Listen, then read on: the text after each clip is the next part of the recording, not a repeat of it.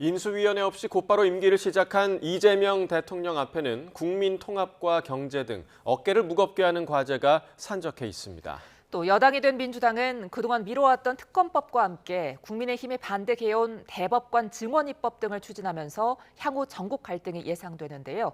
이종수 해설위원과 함께 관련 얘기 나눠보겠습니다. 안녕하십니까? 네, 수고 많으십니다. 네.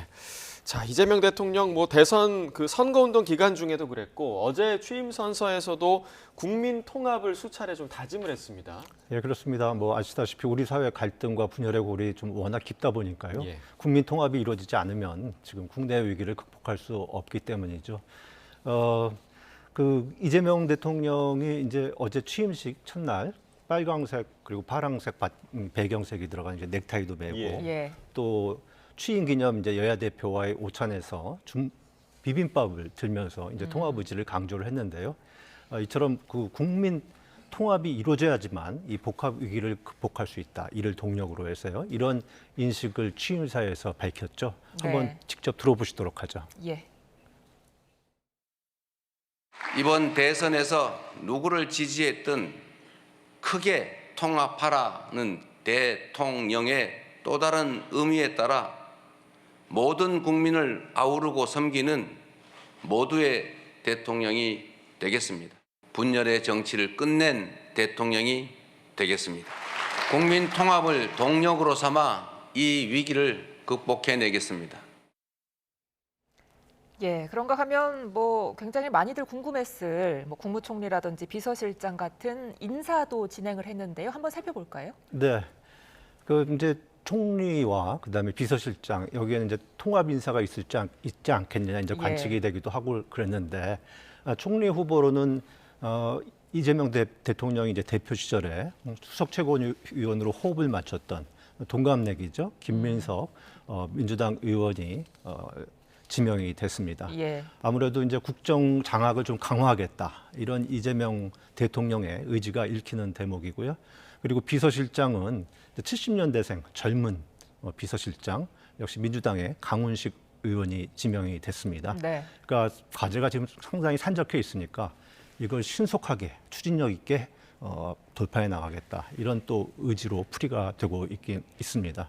그런데 이재명 대통령이 그동안 말씀하신 것처럼 이제 국민 통합을 계속 강조해 왔기 때문에 앞으로 인사에서는 통합형 포용형 인사가 이루어지지 않을까 이런 또 관심을 받게 되는데요. 과거 김대중 대통령 전 대통령에는 대통령 당시에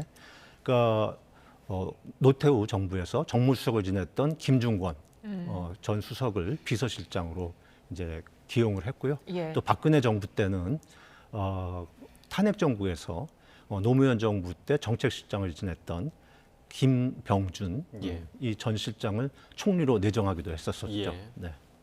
네. 자, 그리고 이제 조금 전에 말씀해 주신 대로 이 대통령이 강조했던 부분이 국민 통합과 더불어서 경제 살리기 이 부분이 아닐까 싶습니다. 네, 그렇습니다.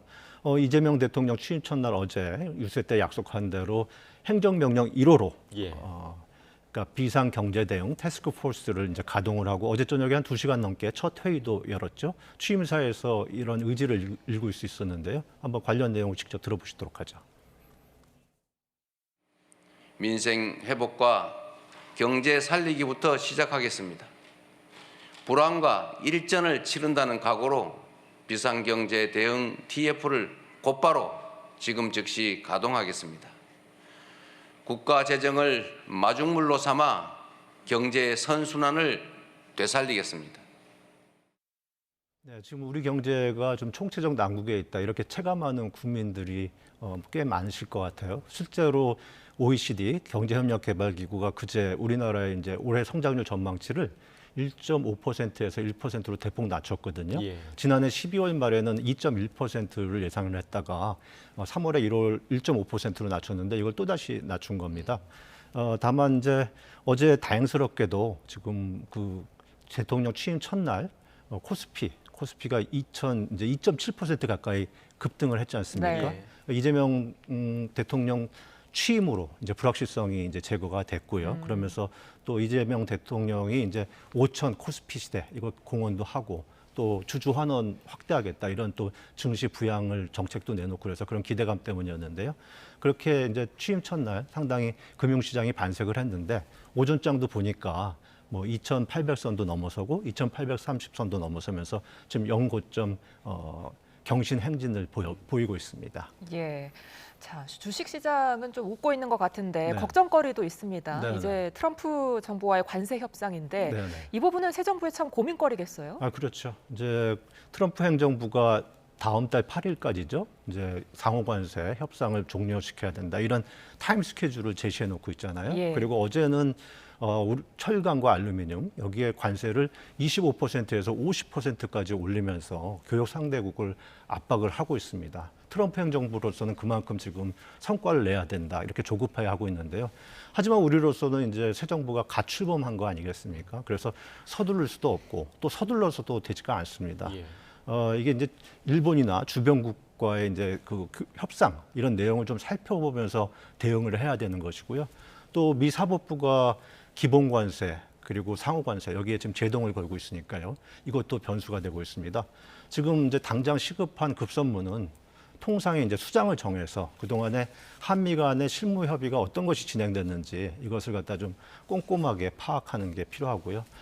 통상 수장으로서는 이제 이런 협상을 주도해왔던 그런 전문가가 필요할 텐데 한미 FTA 협상을 주도했던 그 이재명 대통령의 외교책사 김현종 전 예. 국가안보실 제2차장이 유력하게 지금 거론이 되고 있죠. 예. 자, 이 부분에 대해서는 이재명 대통령이 트럼프 대통령을 직접 만나서 좀 단판 짓는 방안도 좀 있을 것 같아요. 네, 트럼프 대통령이 이제 정상회담으로 이렇게 매듭 짓는 톱다운 방식이라 하죠. 이걸 예. 굉장히 선호를 하고 있죠. 그리고 트럼프 대통령은 말씀드린 것처럼 지금 성과를 내야 되니까 이런 입장에서 봤을 때는 우리나라뿐만 아니라 이제 다른 나라 정상과도 만나기를 바랄 텐데요. 오늘 뭐 우리 홍상희 워싱턴 특파원이 보도했다시피 이달 말 네덜란드에서 열리죠.